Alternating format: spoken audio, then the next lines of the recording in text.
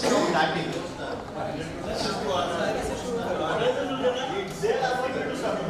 Alright, Dave, please. So two of you,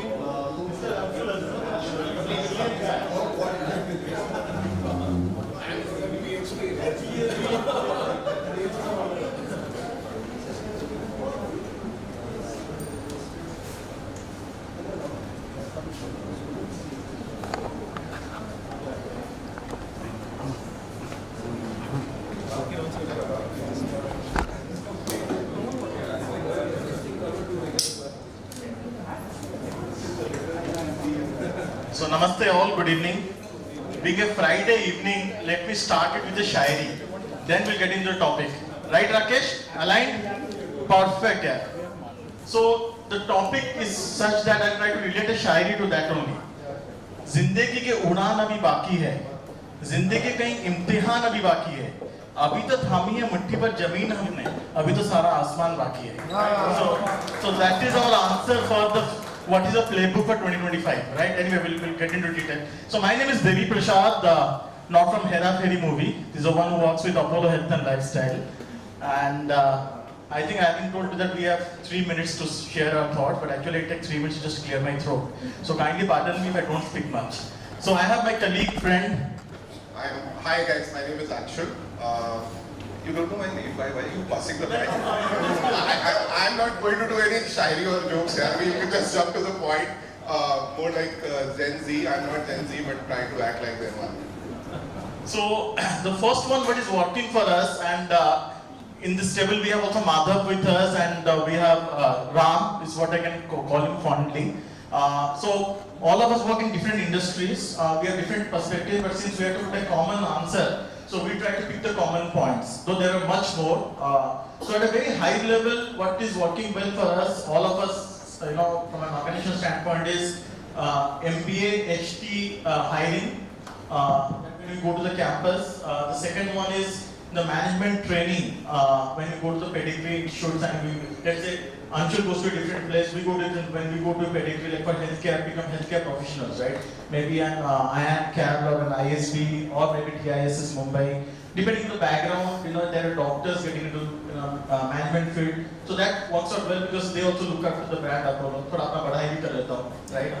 So these are the point who just mentioned my Madhav, that FP&A analysis is working well for his team and his organization as well. And he can elaborate a little more what is working well for him because he has a lot of points. So let me give you the opportunity. Thank you. Yeah, I was thinking just hold the mic and stand. But thanks, Devi. So I think engineering normal graduates is working pretty well because the number of graduates that are there is, I don't know what the exact number is, but it would be roughly around 15 lakhs that we would go into. And out of 15 lakhs to pick up 150 or 100 folks is not difficult. So if your hiring strategy is right, I think it is working pretty well. They come at a cost roughly around 5 lakhs to 10 lakhs, that's what I think. And they are delivering what they are supposed to deliver. Then SMT, we go to Accelerate, IIMs, all that is working pretty well. The only problem over there, what we saw, and that's why I've written okay, is some of these folks comes with very high expectations. And these are guys roughly around 35 to 50 lakh bracket. They somehow feel that they are not in the right organization and they lose them pretty early. That might be our fault in terms of hiring, or it might be our fault when we are salary. But that's why I just written okay over there. Okay, I'll jump on to the second one where we are hitting friction. Senior software engineers, especially in this line of data science, AI and all that, that's absolutely not working well for us.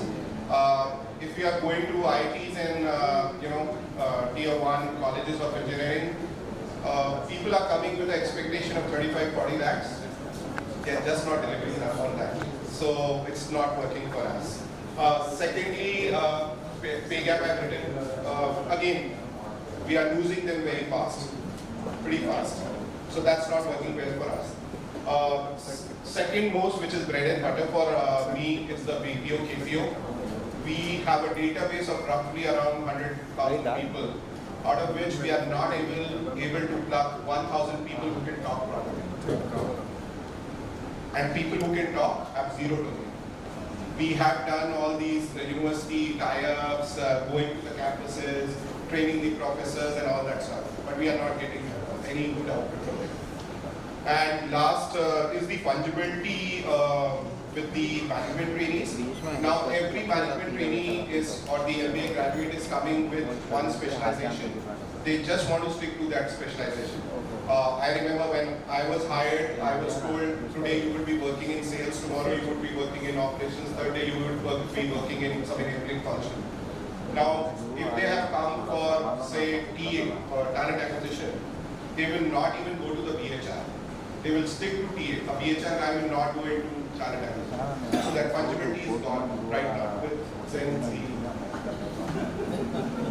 Yeah, I have one point to add from our end is that we have a very typical challenge of supply versus demand. And why do I say this is because we talk about country like India today, for every 1,000 population, we have 1.8 nurses.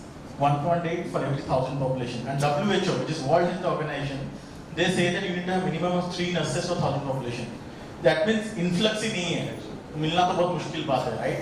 And the second challenge that we have is, I'll share with a very 30-second short story.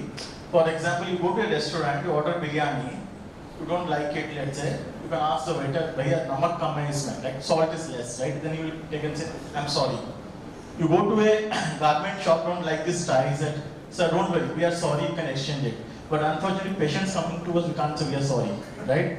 The moment we say we are sorry, it's all gone. So what happens is a healthcare institution has to focus more on skill, because what happens is you get all freshers, but when you put them in the patient phase, so there may be one nurse, but nurse can be a ward nurse, ICU nurse, but the expectations are much higher. And India today is still in the development phase where we actually train them to be where they have to be.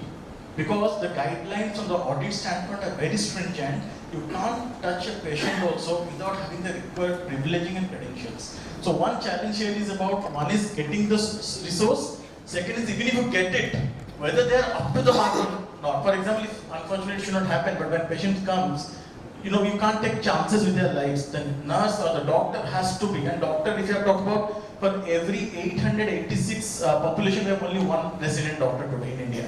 So there's a big gap. We are not able to find resident doctors to come and serve the patients, because they also want to go for higher education, like post graduation and after that. And the last one we have is what is the playbook for 2025? You want to speak about the first point, then I'll go second and third one. We can go together. Yeah. Sorry, I don't remember the points, but I will go. So on the employee branding, the point which came up, you have to be really specific. Don't show them the bigger picture, the Gen Zs and the Gen Alphas now. Don't show them the bigger picture. What is the current situation in the organization? Please show it to them. Otherwise, 2 days they will come and join you, and third day they will be off. The one thing which we are focusing right now is a concept of mentor and mentee. Giving them a corporate feel like before they come and join us. So we have developed simulation labs, look-alike feeling. They know how to understand the protocol so that they are mentally prepared. It's more about a mindset is what we studied. Because 20-21 years, they come and handle patients in emergency. They need to have the courage, they need to have the heart at the right place, right? So for that, what matters is how are you preparing them mentally? After that, skill comes. So basically, we are getting into that change of thought process, saying that a 21-year-old nurse can handle a critical patient at ICU or at the emergency. So we are tied up with a lot of institute, and luckily, what we also have, the other point is, at Apollo we have a lot of sister concern organizations, like we have an organization like MedSkills, Medversity, where we provide once we hire them, they have an opportunity to hone up their skills. That means they can go for higher education on skills plus certifications or higher education in terms of graduation and post-graduation. So that helps them, and plus also we have a tie-up with NHS UK, even if because we realize attrition is very high. If they want to, rather than losing them to the market, better create a bridge or a funnel, so when they go to UK, study, work there, and then want to come back, they can come back. So that's it. And the last point, so that's it from our end. And last 2 lines before I leave this phase is, I say this because these things keeps happening, and this lot of things will come and evolve. But what I feel is 2 lines in Shahidi. अगर सब कुछ मिल जाएगा जिंदगी में तो तमन्ना किसकी करोगे? कुछ अधूरी ख्वाहिशें तो जिंदगी जीने का मजा देती है. So I think we have to live in the moment, live the life, and take it the way it comes. Thank you so much.